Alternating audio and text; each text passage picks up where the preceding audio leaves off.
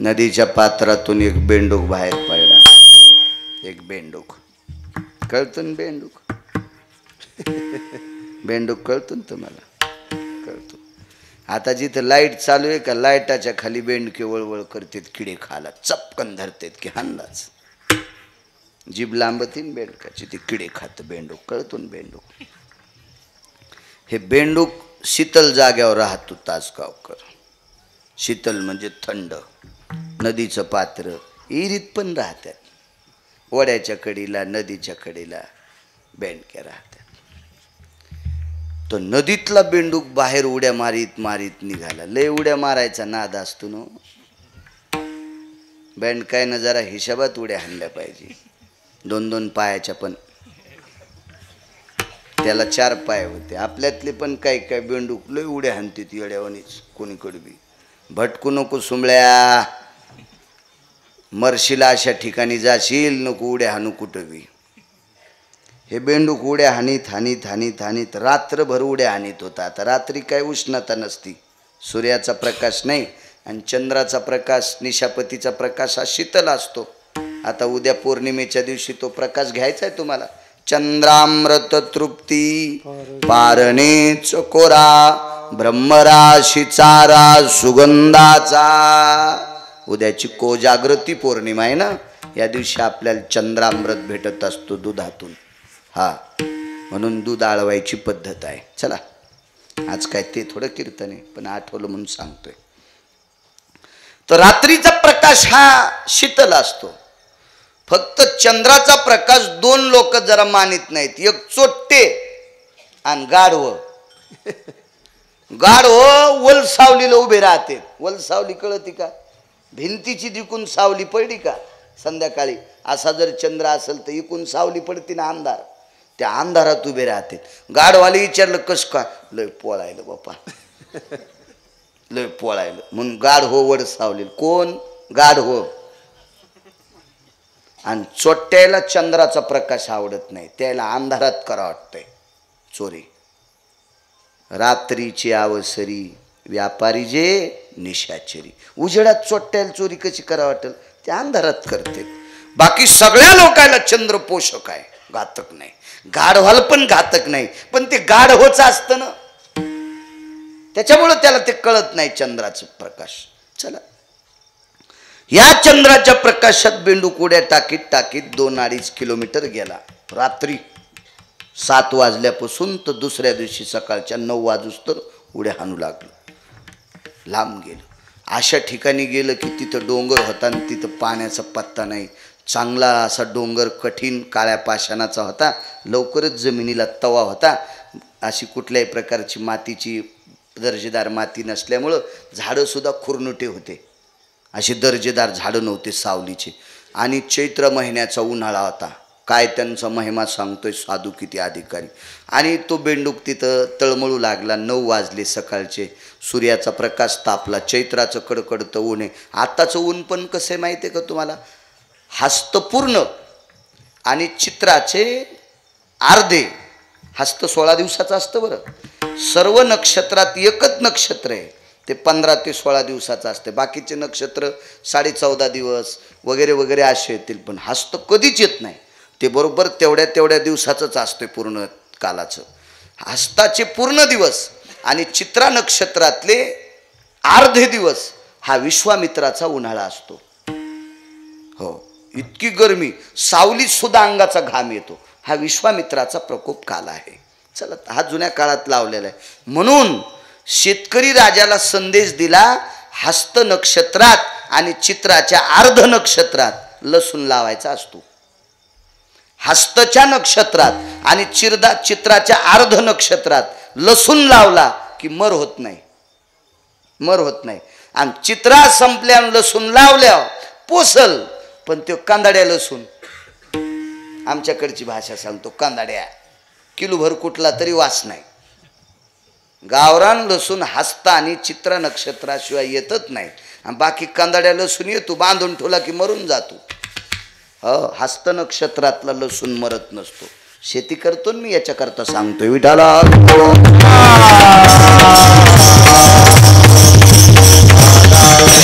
आणि चैत्राचं कडकडतं ऊन त्या बेंडकाची पाठ पोळायली आणि जमीन तापल्यामुळं पोट पोळायले.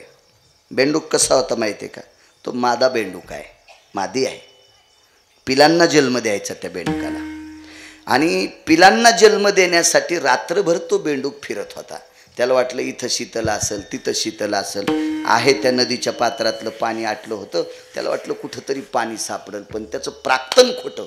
त्याला थंड जागाच सापडली नाही आणि प्रसूतीचा काल जवळ आला. 9, 9:30, 10 वाजले. चैत्र महिन्यातले सकाळचे 10. आताचे नाही बरं, म्हणजे दिवसाचे 10 वाजलेत, रात्रीचे नाही. आता तर 10:30च्या पुढं होऊन गेले ना. मग इतक्या कडकडत्या उन्हात त्या बेंडकानं विचार केला, पिलांना जन्म द्यायचा कशाला? आपण जर पिलांना जन्म दिला तर पिलं तात्काळ जन्माला आल्याबरोबर मरणार, कारण उष्णतेची तीव्रता फार होती. बरं, नाही जन्म देवा तर प्रसूती थांबवता येत नाही, करावं काय? म्हणून तो बेंडूक रडू लागला. तो बेंडूक रडत असताना एका सर्पाने पाहिला. सर्प कळतो ना, नाग, साप कळतो ना, नागानं पाहिला आणि नागाने विचार केला बेंडूक का रडत असेल, का रडत असेल का? तो नाग जवळ गेला आणि बेंडकाला बोलला. बोलत असतो सर्प, बेंडकाला कसा बोलन? बेंडूक सर्पाचं काय? खाद्य, खाद्य. पण या सर्पानं खाल्लं नाही तासगावकर. ते बोलला. काही काही सर्प दात पाडलेले असतात, त्याचे दातही पाडेल नव्हते, पण तो सर्प दाराला त्या बेंडकाला खाल्लं नाही. असं जर सांगत असेल तर लोक म्हणतील गिरगावकराच्या गोळ्या संपल्या, याला परभणीला न नेता इकडं जवळ पुण्याला न्या आणि याचं डोकं तपासून आणा, नाही तर शॉक द्या म्हणतील, शॉक द्या म्हणतील. त्याच्या डोक्यावर परिणाम झालाय. साप हा बेंडकावर प्रेम करत नाही, हा सृष्टीचा नियम आहे. पण या सापानं बेंडकावर प्रेम केलं, हा संतांचा सिद्धांत आहे. हे पण खोटं नाही, कारण साप हा उंदरावर प्रेम करतच नाही, साप हा बेंडकावर प्रेम करतच नाही, साप हा मुंगसावर प्रेम करतच नाही, मुंगूस हे सापावर प्रेम करतच नाही. हे त्याचं खाद्य. मुंगसाचं सर्पाचं वैर आहे आणि बेंडूक आणि उंदीर हे सापाचं खाद्य. संत वाङ्मयामध्ये काही अधिकारी लोकांचा पुरावा जर पाहिला तर जिवंत सर्प उंदरानं पाहिल्याच्या नंतर तो हरिपाठ म्हणेल का, तो भजन म्हणेल का, हे तर लांब सोडून द्या. पण सरप असा जर मातुड्याहून गेला तर त्याचा वनू म्हणतो ना, आमच्याकडे त्याला फरकान म्हणतात, तुमच्याकडे काय म्हणते? साप, साप असा मातुड चालला, इथून साप गेला असं कळतं ना ते. हा, वन वन वन म्हणतात. हा वन जर उंदरानं वलणला, नुसता वन, तर 2.5 दिवसाचं आयुष्य उंदराचं कमी होतंय. उरंगाची या वाट चाली, मुशके थे कुटी केली, आडचा दिना खंडली, आयुष्य मर्यादा नैवम गिरगावकर लिखितम. गिरगावच्या बाळून थोडं दिले. 2.5 दिवसाचं आयुष्य उंदराचं संपत आहे, 2.5 दिवसाचं कमी होत आहे. जिवंत सर्पाचा रस्ता ओलांडल्यावर, तर जिवंत सर्प पाहिल्यावर काय करील? ते म्हणेन का, या सर्प साहेब तुम्हाला मतदान करतो, आमदार करतो, असं म्हणेल का? तो म्हणेल का? तू नाही, विरोध आहे, वैर आहे, खाद्य आहे त्याचं. बेंडकाच्या बाबतीत तेच आहे, वैर आहे, ठराविक लोकांचं वैर. शेळीचं लांडग्याचं, तुमच्याकडे शेळी म्हणतात का शेरड? शेरडन शेळी दोन्ही बी. हो, काळ्या रंगाच्या, गुलाबी रंगाच्या वगैरे शेळ्या असतात ना, 2-2 सडाच्या. 4 नसतात ना बाप्पा? 4 असतात, पण काहीला गळ्याला असते 2. हा, गळ्याला असते ते गलुलं. हो ना, गलुलं. पण ते दूध नाहीत ना देत, ते नुसते झालं देताचे. अजगल स्तन म्हणते ज्ञानोबरांच्या भाषेमध्ये. हो, बाकी दुधाचे स्तन 2च, ती शेळी. ह्या शेळीचं लांडग्याचं किती वैर आहे माहिती आहे तुम्हाला? मेलेल्या लांडग्याची त्वचा चांबडी काढून त्याचं, आमच्याकडं हलकी म्हणतात, तुमच्याकडे डफडं म्हणतात का? हलकी डफडं. मेलेल्या लांडग्याची त्वचा काढून त्याचं डफडं केलं, शेळीच्या शेरडाच्या गोठ्यात वाजिलं तर शेळीला लेंड्या पडत नाहीत. शेळीला लांडग्याच्या कातड्याचा आवाज ऐकल्याबरोबर तिला संडास लागती. तर जिवंत लांडग पाहिलं ती म्हणीन का, घालीन लोटांगण वंदीन चरण, डोळ्यान पाहिन रूप तुझे. किती वैर आहे, किती वैर, किती वैर. पण हा साप बेंडकाच्या डोळ्यातले अश्रू पाहिल्यावर त्याच्यात दया आली आणि तो जवळ आला आणि विचारलं, काय झालं ग बाई? काही नाही, पिलांना जन्म द्यायचा आहे. पण पिलांना जन्म दिल्याबरोबर पिलं मरणार आहेत आणि झालेली लेकरं मरत असताना माईनं पाहणं तिला किती दुःख आहे. तर सरपंच सांगितलं, तुझे लेकरं मरू देत नाही, आजच्या दिवसभर तुला मदत करतो. काय मदत करताल? तुला सावली धरतो. चौकून असं वेटाळं घातलं, मोठा सर्प होता, वेटाळं घातलं आणि वरून अशी फणी धरली आणि त्या वेटाळ्यात बेंडकीला सांगितलं, आता पिलांना जन्म दे. आता साप वेटाळं घालत असताना, वरून अशी सावली धरीत असताना, साप बोलत असताना एका व्यक्तीनं पाहिलं, एका महाराजानं पाहिलं आणि त्या महाराजाला घाम सुटला. बापरे, मी जगातलं सर्वात मोठं आश्चर्य पाहिलं की साप बेंडकीला बोलायला आहे आणि बेंडकीच्या डोक्यावर सापानं सावली धरली. तो महाराज असा घाम पुसू लागला, घाम. आता महाराजाने विचार केला, आपण सर्पाला बोलायला जाऊ आणि आपल्याला धरलं तर. त्याच्यामुळं ते महाराज सर्पाकडे गेले नाही, ते हुशार होतं माझ्यासारखंच, ते नाही गेलं तिकडं. हा, ते महाराज एका मोठ्या महाराजांकडे गेले. मोठ्या कोणा माहिती आहे का? आचरणशील. मोठ्या कोणाकडं? आपल्या संप्रदायात अभ्यास किती केला आहे, आपल्या संप्रदायात पक्वादाचे बोल किती पाठ आहेत, आपल्या संप्रदायात रागरागिणी किती येते, आपल्या संप्रदायात श्लोक वया किती, अभंग किती पाठ आहेत, त्याच्यापेक्षा स्वतःची बायको सोडून जगातल्या बायकांना माय किती म्हणतो, ही संप्रदायाला आपल्या संप्रदायात त्या महाराजाला मोठं म्हणतात. स्वभार्या सांडोने जाना, ज्येष्ठती माते समाना, कनिष्ठ भगिनीची आपणा, ऐक बापा नरोत्तमा. ज्येष्ठ स्त्री भेटली असेल तिला माय म्हण, तुझ्यापेक्षा कमी वयाची भेटली असेल तिला बहीण म्हण. बापानं जिच्याशी पाणी ग्रहण केले ती सोडून. स्वभार्या सांडोनी जाना, स्वतःची पत्नी सोडून जगातल्या स्त्रीकडं जो माय आणि बहीण या दृष्टीनं पाहतो, त्याला एकही अभंग पाठ नसला तरी तो कोट्यावधी महाराजांचा बाप आहे असं सिद्ध होतंय. त्या संप्रदायात आचरणाला किंमत आहे, देखाव्याला नाही. देखाव्याला नाही. देखावे तर कुठेही करते तो, काही विषय नाही, त्या देखाव्याला काय किंमत नाही. आणि मग ते महाराज एका साधूकडे गेले. चांगला साधू भेटणं दुर्मिळ आहे. योगी आणि निर्मळ हे दुर्लभजी दातारा. साधू सापडलाय पण निर्मळ अंतकरणाचा, हे दुर्लभजी दातारा. हत्ती भेटला, हत्ती. कुंजरो भयो दुग्धाती नैवम. हत्ती आणि दुबता. हत्ती भेटलाय पण दूध देणारा भेटला का? नाही. दुर्लभजी दातारा. हिराणी कमळ. हिरा आहे पण कमळाच्या फुलाव, हे दुर्लभजी दातारा. महाराज चांगला भेटणं गरजेचं आहे. एक सांगू तुम्हाला, मोटरसायकलचा ड्रायव्हर चुकला 2 मरतील, 3 मरतील. जीपचा ड्रायव्हर चुकला 10-12 मरतील. एसटीचा ड्रायव्हर चुकला 55-60 मरतील. रेल्वेचा ड्रायव्हर चुकला 1000 मरतील. चुकीचा महाराज भेटला कोटी मरतील. महाराज चुकीचा सापडला की कोटी मरू शकते. आमच्यावर विश्वास आहे महाराज लोकांचा, साधूवर विश्वास आहे, म्हणून महाराज लोकांना चुका करायच्या नाही, विश्वास आहे. आणि पाणी पिना छान के आणि गुरु करणाप्पा छान के. पाणी गाळून पेत जा, आजार होणार नाही. आणि महाराज तपासून त्याच्या पायावर पडत जात जा.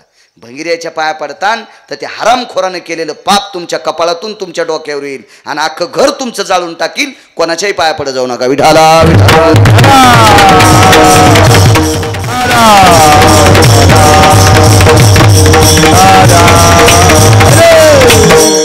चला. शुद्धांतकरणी साधूकडे गेले. सर्व अंगाला घाम आहे. साधूनं पाणी दिलं प्यायला, कमलं नुतलं. विचारलं, का रे, का घाबरला? काही नाही म्हणे, सापानं बेंडकाच्या डोक्यावर सावली धरली. काय त्यांचा महिमा सांगतोय बापू, अभंगाच्या कडेवर बोलतोय, बाजूला नाही.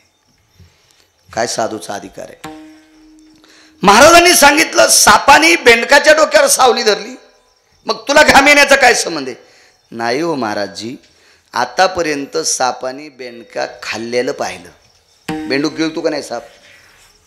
सापाने बेंडकी गिळले असे गणलं येते अंगाला, असं फुकतो साप.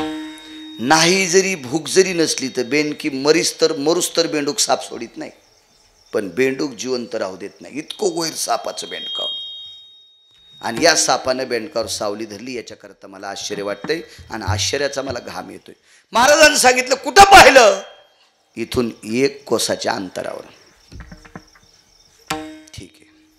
महाराजांनी सांगितलं तू एकच आश्चर्य पाहिलं, पुढच्या झाडाखाली जाऊन ये बरं. दाट झाडं होते, बारीक बारीक, पलीकडचं दिसत नव्हतं. त्या बारक्या झाडाच्या पलीकडे गेला की एक मोठं आंब्याचं झाड होतं आणि आंब्याच्या झाडाखाली शिवहन गाय बसलेली आहे, जिवंत गाय आणि जिवंत शिवहन. झाडाखाली वाघ आणि हरिण बसलेलं आहे. त्याच्या बाजूच्या झाडीखाली शेळी आणि लांडगं बसलेलं आहे. तर याला वाटलं प्लास्टर ऑफ पॅरिसचे असतील, वाघ आणि गाई प्लास्टर ऑफ पॅरिसचे. जवळ गेल्याबरोबर वाघानं काहीच नाही केलं, नुसती असं मोठा जबडा केला आणि गर्जना दिली. धोतर पूर्ण वलं झालं. एवढं कशाला असायचं? त्याला घाम आलता म्हणून म्हणालो मी. त्याला घाम आलता, घाम. तुम्ही काही पण आगाऊच घेता डोक्यावर. तसाच आला. म्हणला महाराज हा काय प्रकार आहे, काय प्रकार आहे? शिव गाईला खात नाही, वाघ हरणाला खात नाही, लांडग शेळीला खात नाही, सर्प बेंडुकाला खात नाही. प्रकार काय? महाराजांनी खाली बसवलं, थोडं शांत होऊ दिलं आणि उत्तर देत असताना उत्तरेश्वर बापू महाराजाच्या डोळ्याला पाणी आलं. आणि महाराज त्याला सांगतात, दादा या 16 योजन भूमीमध्ये 4 कोसाचा 1 योजन, 3 किलोमीटरचा 1 कोस म्हणजे 12 किलोमीटरचा 1 योजन, 12 गुणिले 16 इतक्या किलोमीटरच्या आत सिंह गाईला धरीत नाही, वाघ हरणाला धरीत नाही, लांडग शेळीला धरीत नाही, मुंगस आणि सर्प भांडत नाहीत, सर्प बेंडकाला खात नाही, सर्प उंदराला खात नाही, कुठलाही हिंसर्प सुकोल्या कुत्र्याला लांडग्याला धरीत नाही. कारण का? या भूमीमध्ये मुनिश्री शृंग नावाच्या साधूने तपश्चर्या केली आणि त्या साधूच्या तपश्चर्यामुळे ही भूमी निर्वैर झाली. या भूमीतला सर्प सुद्धा बेंडकाला खात नाही. महाराज साधूच्या तपश्चर्यानं हिंस्र पशुचं अंतकरण बदलायची ताकद ज्या साधूत असते, तो साधू किती दर्जेदार, मग त्या साधूचा किती महिमा वर्णन करावा हे मालक म्हणतात. त्यांची काय त्यांचा